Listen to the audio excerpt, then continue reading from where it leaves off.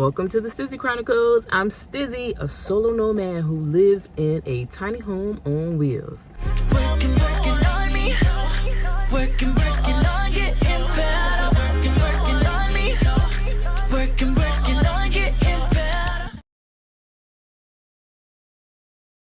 Now, for those of you who have been with the channel for a while, if you caught the live when I got rid of my CD collection, I told you that I would be relocating really soon. Now, there's a few things that need to happen before I can start that trip. And as you know, I have a car and the RV, and the RV and the car aren't prepped for the RV to pull the car. So this time, in order to get the car to the final destination, I'll be driving it myself. By myself without the fur babies. And then I'm gonna fly back to where the RV is, give myself some time, and then hit the road with the fur babies in the RV. So this is gonna be an interesting adventure, but before I start it, I need to make sure that the car is ready for a long haul. So we are actually at the tire shop right now, even though I would love to have gone to Discount Tires because I had such a great experience with the RV. They're not available in Pennsylvania, or at least not where I am. So I'm going to try a different company that came up on my search, and guess what? Their name is Mavis Discount Tires. So obviously I was searching for Discount Tires when I found Mavis Discount Tires. So let's just hope I have a great experience. So we're about to go in there now. My main priority is an oil change because I'm a few hundred or 1,000 miles behind. I think it's just a few hundred. Then we're going to check my tires just to see if tires need to be changed. In the process, I've already given them a call, see if they have a full set available. They do. I'm going to go in there and make sure they don't go straight to changing the tires, because if the tires are good, we're going to keep them on here, but the oil change has to be done. Of course, I'm curious. I need to actually check my mileage on the car and then the last sticker that was put on the car regarding the oil change. The only thing that I'm a little uncertain about is a lot of times if I go to get an oil change, they don't have the sticker. So I'm assuming that the sticker that's on my car is the most recent one, but it's also possible that I got an oil change, the place didn't have stickers, and then they expected me to check the paperwork to confirm when I needed another oil change. Because I don't feel like my car does a really good job at warning me when it's time to go, but we're just gonna see. And if it is a few thousand miles, don't judge me, okay? So let's see how bad it is. That's how many miles we're at. And let's see what the sticker says. Ow. Yep. Let's try to be proactive about this. Now, I think this tells me the week this was manufactured and the year. So if this is a 2018 tire, maybe it does need to be changed. I don't know nothing about threads, y'all. But hey, you see it's raining, so we are going to be safe. Let me see if I can find it on this tire too. Where you at? Where you at?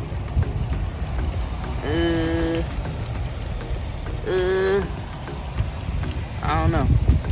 Let's see if they can show me.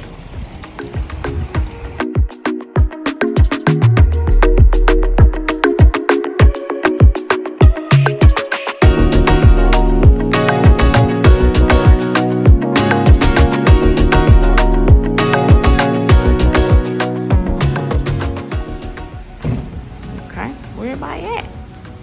Go ahead and dry my feet off, but I have a slip and fall.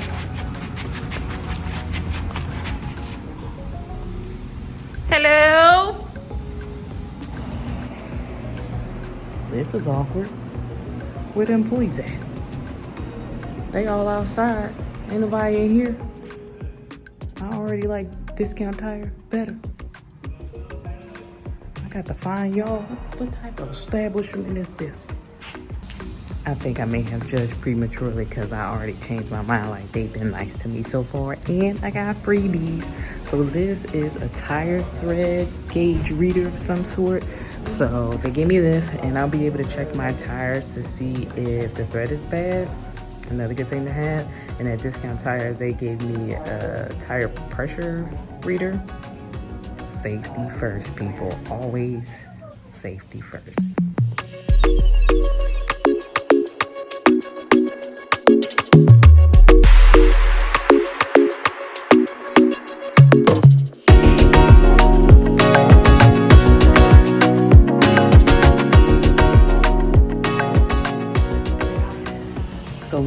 explained why I was able to find one and not the other, because apparently the manufacturing date isn't on both sides. So for example, it's not on this side, but if you flip it over, then you can find a manufacturing date. And I was right, I did find it correctly, so I'm learning. With that being said, I will be getting all 4 tires done because 2 of them we were able to locate the manufacturing date, and it was 2018. That puts us at 6 years. And as you remember, 6-year mark means you should probably change it even if the thread is bad. And then they tested the thread, and the thread isn't the best. Allegedly it's in the red. I don't know if it's in the red for all of them, but that 2018 is reason enough for me to change those tires.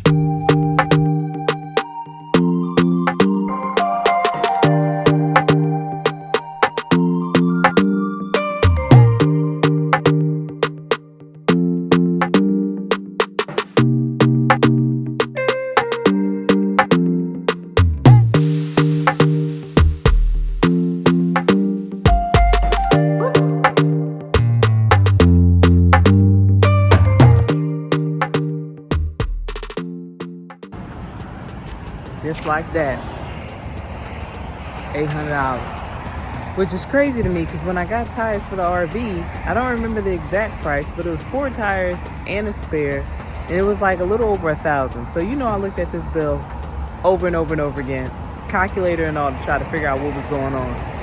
Then I realized with labor costs and all the little fees here and there, and the warranties and the balancing and the alignment, that's how that happened. That's how that happened.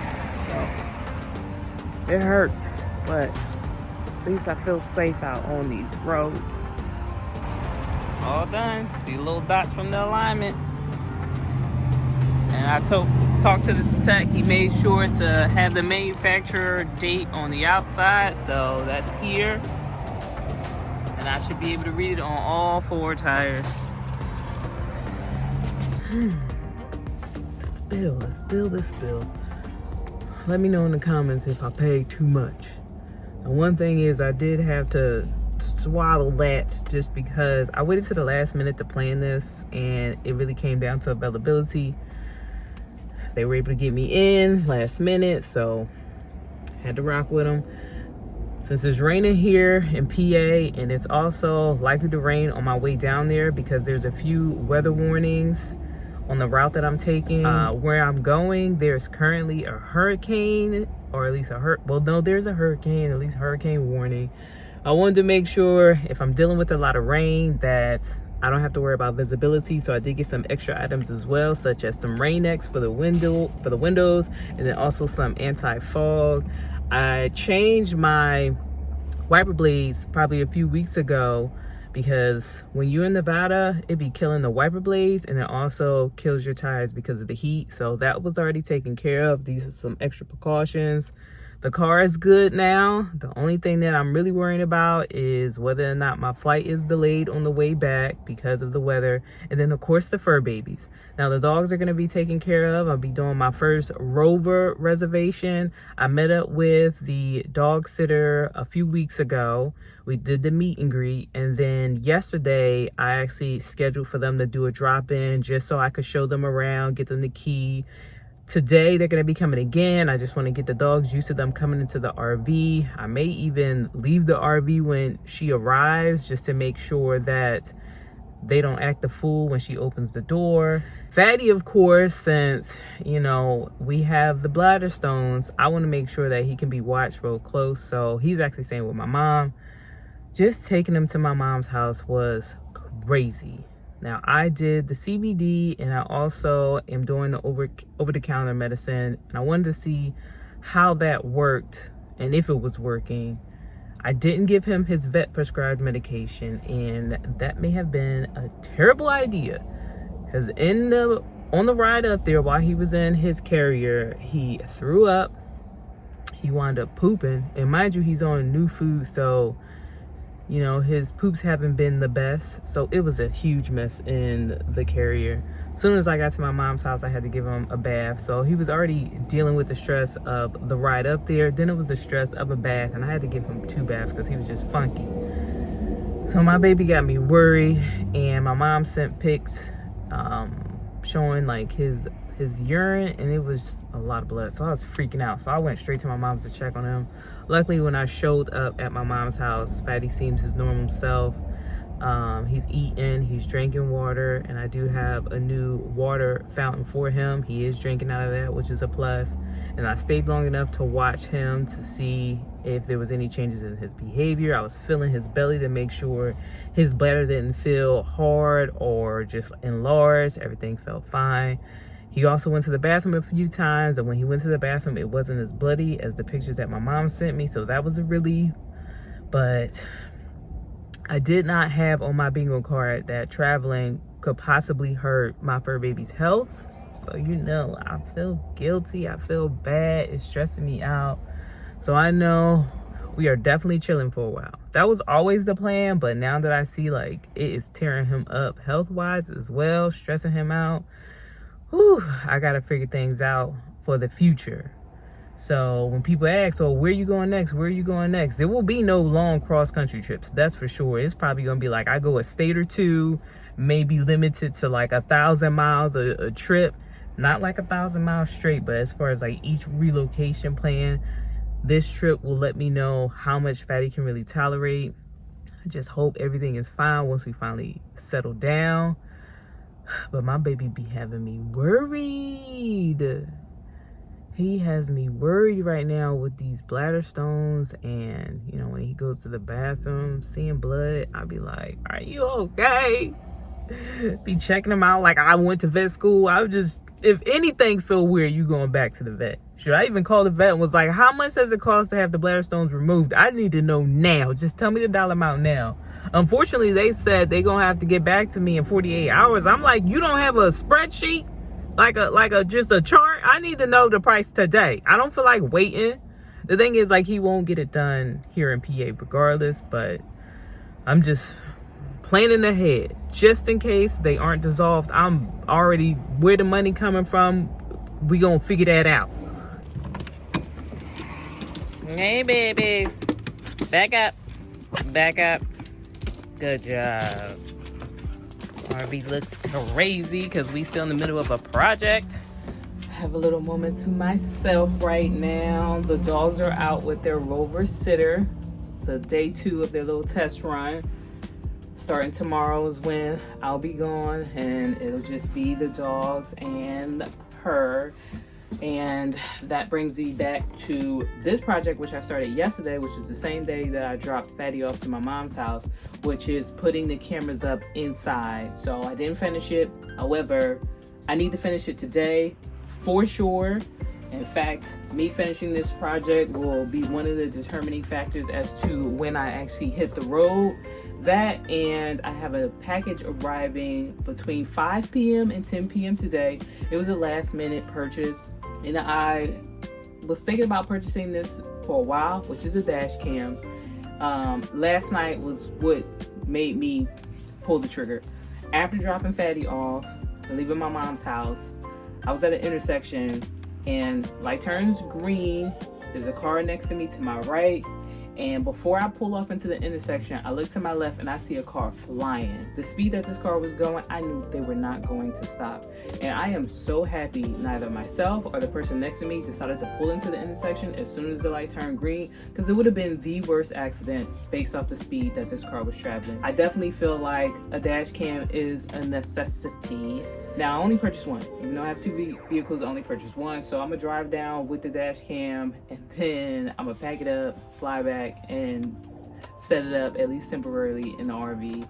Just so if anything happens, we have record of it. And then also, you know, while we're driving, I can get you some views of the scenery.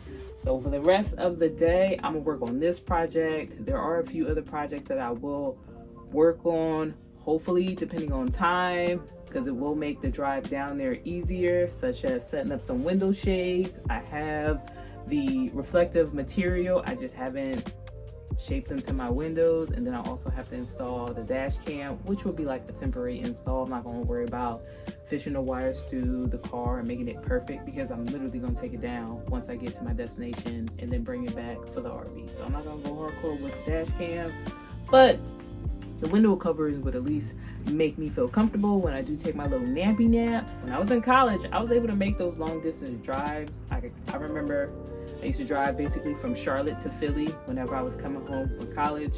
And I would knock that out in one day, no problem. And I would drive at night, easy peasy. Now that I'm older, those long drives do not feel the same, not even close. You're probably gonna get at most 6 hours out of me, and that's pushing it. 6 hours on the road, straight driving, my body is sore, I'm tense, I'm just regretting the decision.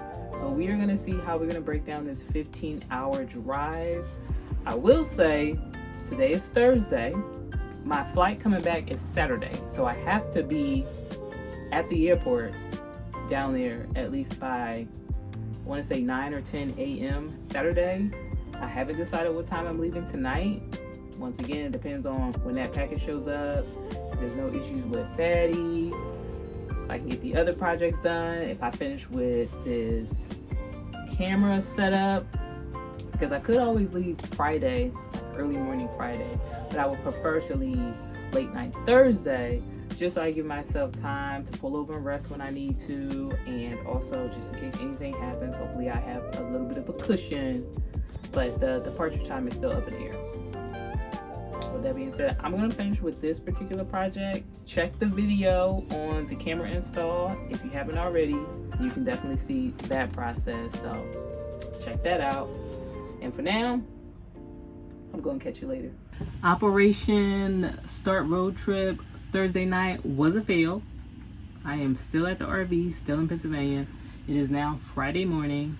The camera install, which was my #1 priority, took much longer, but all my DIY projects take much longer than expected, so I guess that's expected. I did always plan for leaving Friday early morning as well, but how early in the morning is still undetermined. But of course, since I was here longer than expected, my package has arrived, and I believe this is my dash cam, and it is.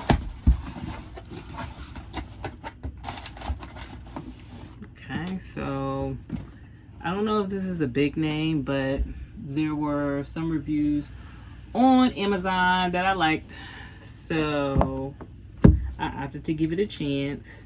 Now, one thing I'm noticing with a lot of these dash cams, a lot of people who get them are like, these things work perfectly for like a year, and then after that you gotta buy another one.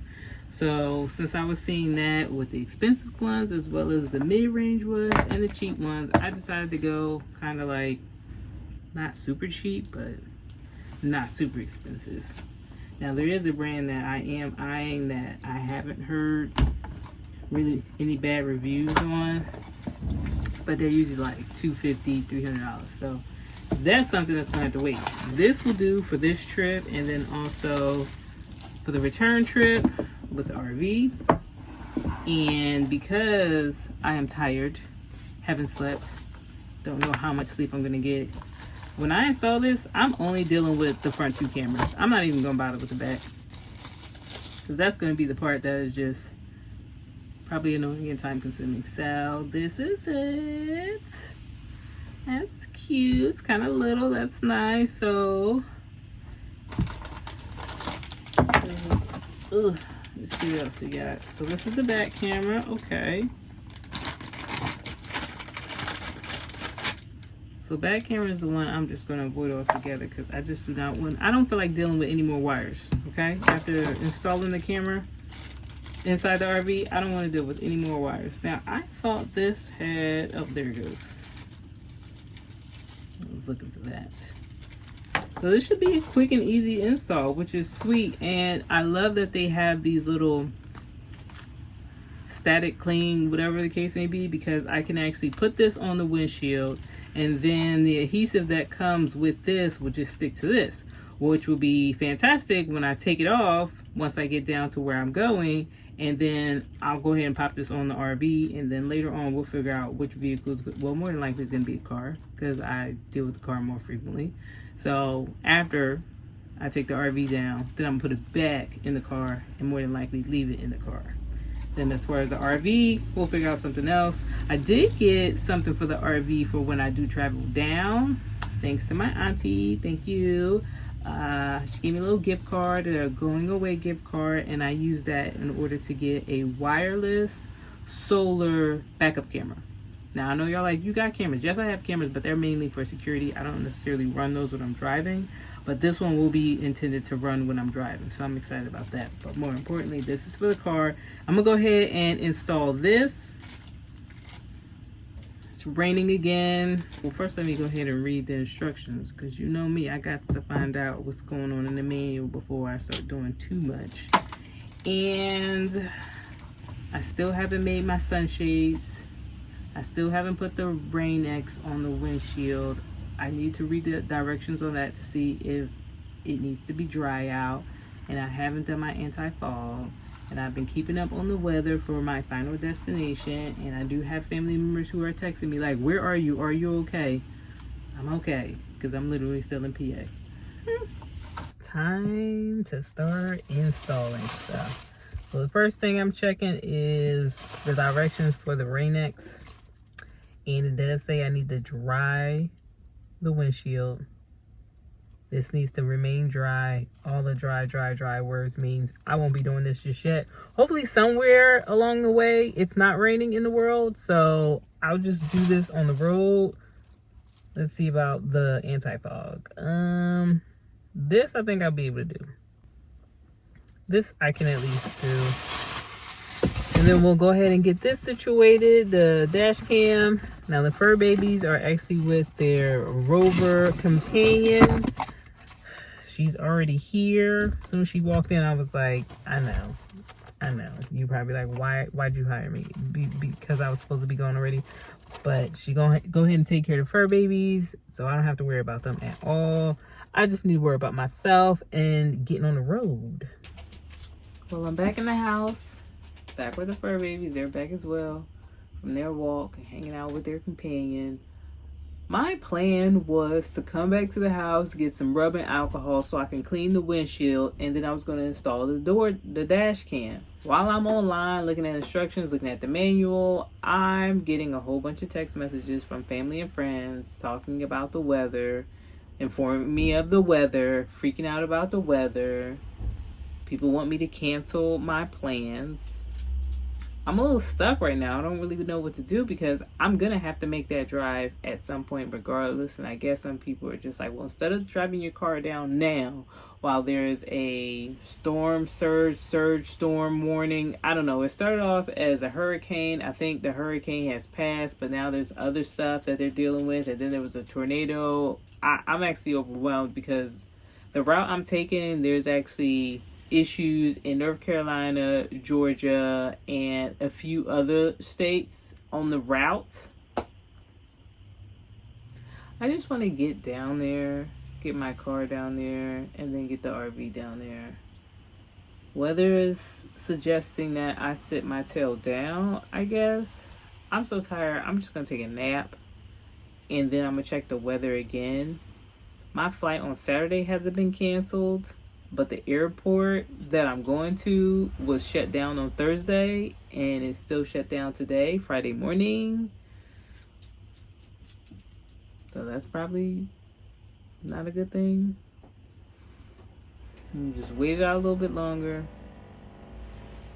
If anything, maybe flights will be pushed back, which means I can push back the drive with the car, and then push back the drive with the RV.